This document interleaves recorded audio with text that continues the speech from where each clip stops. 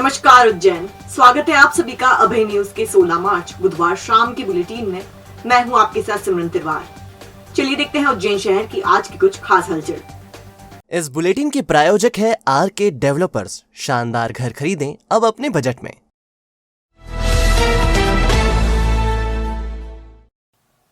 छठवीं कक्षा में पढ़ने वाली एक किशोरी के साथ रेप की सनसनीखेज वारदात हुई। किशोरी छत पर बैठी हुई थी। इसी दौरान उसकी सहेली का बॉयफ्रेंड आया, खून से उसकी मांग भरी, फिर उसे बंधक बनाकर 6 घंटे तक दुष्कर्म किया। जिवाजीगंज पुलिस ने आरोपी को गिरफ्तार कर लिया है।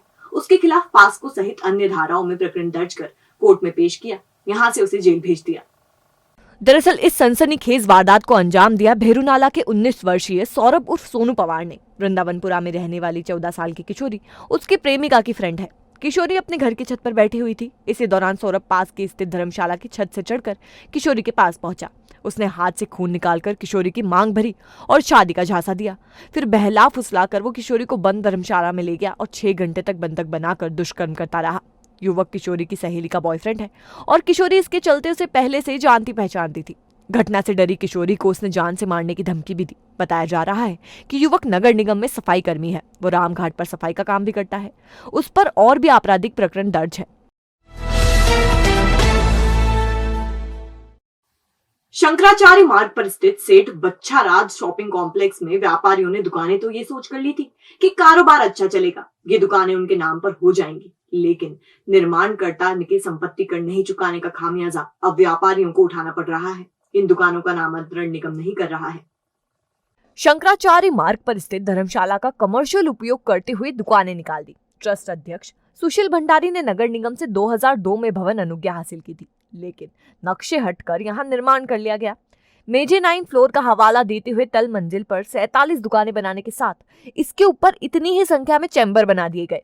ट्रस्ट के नक्शे में पहली और दूसरी मंजिल पर धर्मशाला बताई, परंतु मौके पर दूसरी और तीसरी मंजिल पर फ्लैट बना दिए गए। इसके लिए नगर निगम से नक्शा तक पास नहीं कराया गया। भवन में बेसमेंट बनाया गया जिसकी अनुमति नहीं ली गई।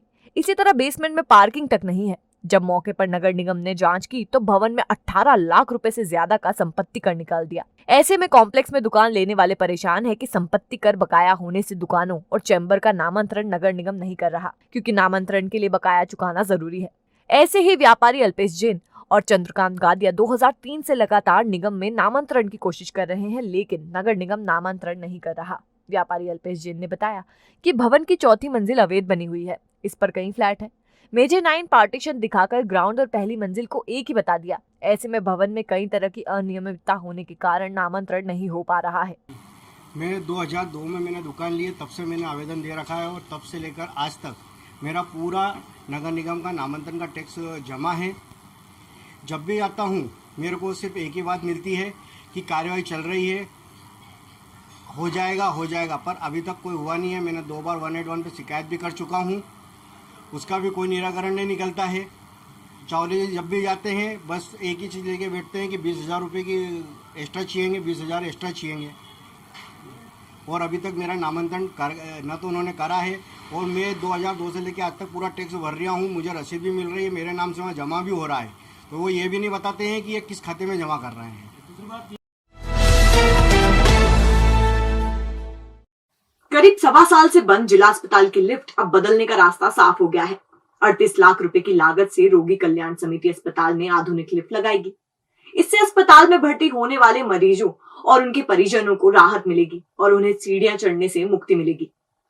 जिला अस्पताल में 6 जनवरी 2021 से लिफ्ट बंद पड़ी हुई थी। इसी दिन लिफ्ट में महिला फंस गई थी, जिसे करीब 2 घंटे की मशक्कत के बाद निकाला जा सका था। तब से ही लिफ्ट का संचालन भी बंद कर दिया गया था।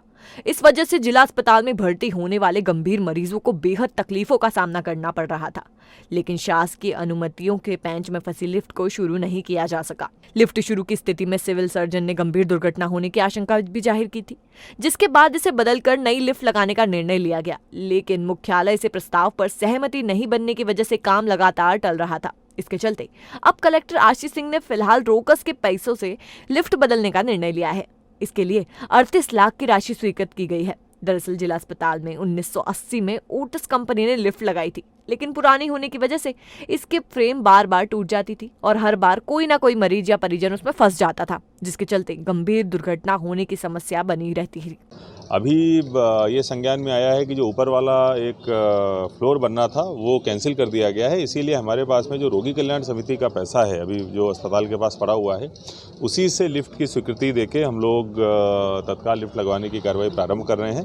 जब भी भोपाल से इस आशय का पैसा मिलेगा तो हमारे द्वारा रोगी कल्याण समिति में इसको रिवर्स कर दिया जाए।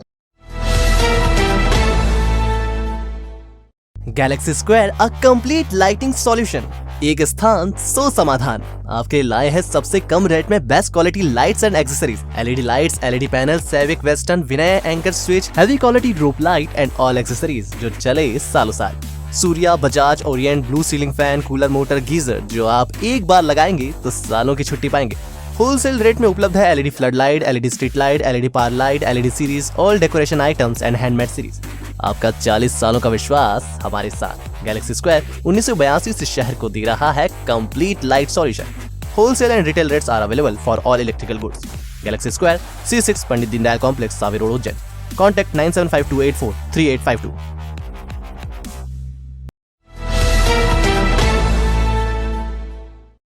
होली और रंगपंचमी पर शहर में अपना बौखलाहट कायम करने के लिए बुधवार को पुलिस सड़कों पर उतर आई। हरी फाटक क्षेत्र से फ्लैग मार्च निकाला गया। पूरे शहर से होता हुआ ये पुलिस कंट्रोल रूम पहुंचा।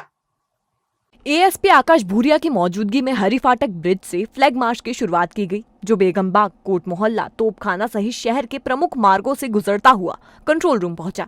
एएसपी ने बताया कि होली और रमजान जैसे त्योहारों को ध्यान में रखते हुए फ्लैग मार्च निकाला गया है। त्योहारी सीजन में लॉ एंड ऑर्डर की तैयारी के रिहर्सल के लिए ये किया गया है।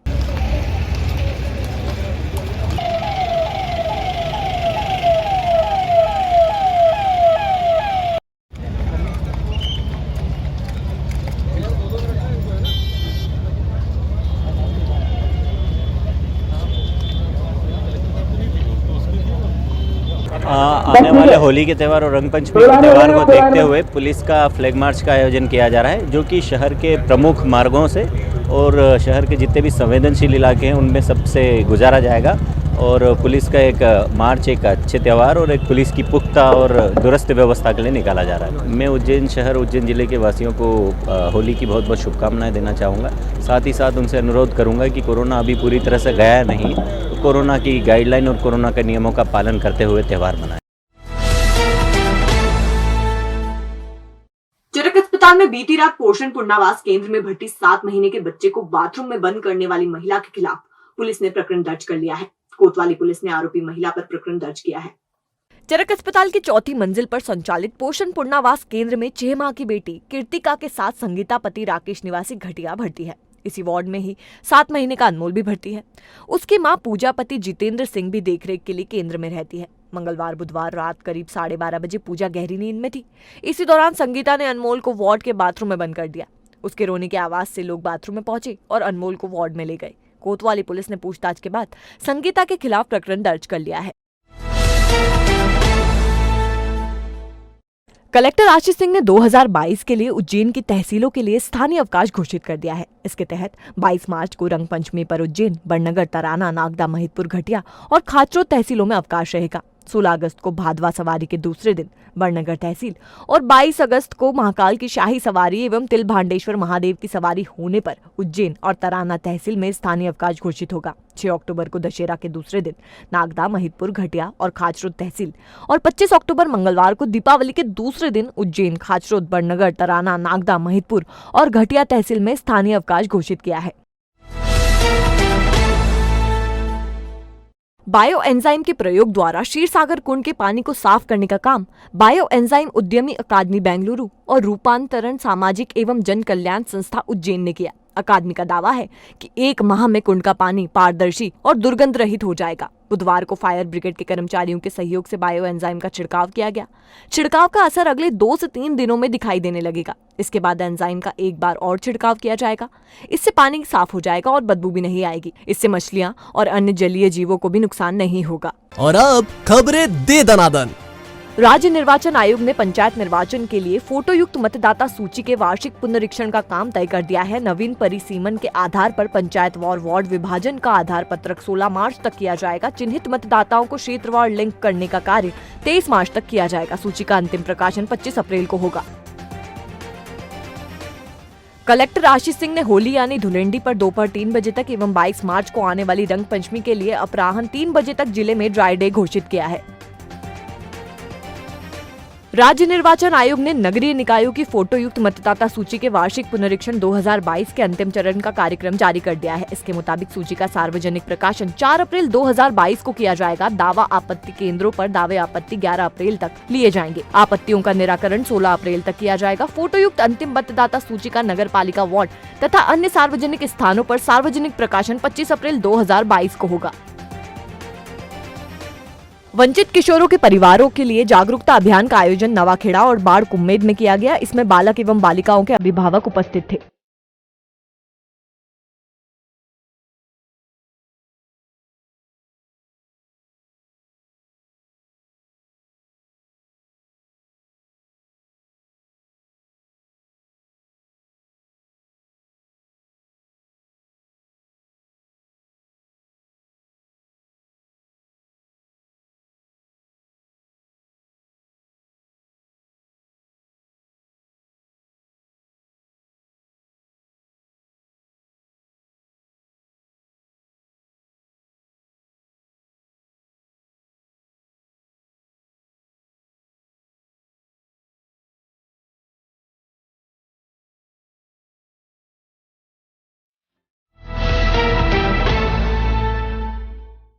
तो आपने देखी उज्जैन शहर के आज की कुछ ताजा खबरें।